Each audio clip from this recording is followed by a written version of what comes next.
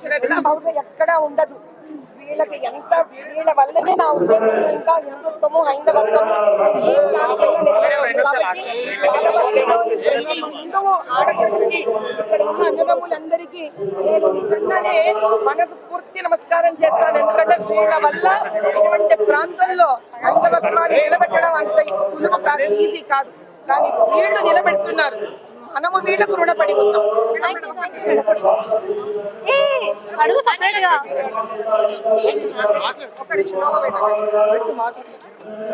అమ్మవారిని ఏమని దర్శించుకున్నారు మ్యామ్? ప్లీజ్ ఏమని ఏమని దర్శించుకున్నారు? ఈ కోరుకున్నారు. దర్శనం ఒకేలాగా ఉంటుంది. అమ్మవారిని మా పాత బస్తీలోని ప్రజలందరికీ అదృష్టము సౌభాగ్యము కలగజేయి తల్లి అని కోరుకున్నాను. తెలంగాణ ప్రజలకి ఇచ్చే సందేశం ఏంటి? ఏమీ లేదమ్మా. తెలంగాణ ప్రజలు ఇప్పటికైనా ఒకటి తెలుసుకోవాలి. రాజకీయాలని స్వలాభాల కోసం వాడుకునే వాళ్ళని దూరంగా పెట్టి ఇప్పటికైనా తెలంగాణలో న్యాయము నీతి ధర్మం కోసం పోరాడే వాళ్ళని ఎంచుకోవాలి.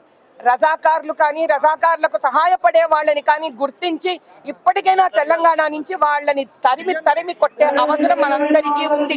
మన ఆడబిడ్డలను గౌరవించని వాళ్ళని మనం ఏంటి తల్లి ఎంచుకోవడం ఆలోచించండి.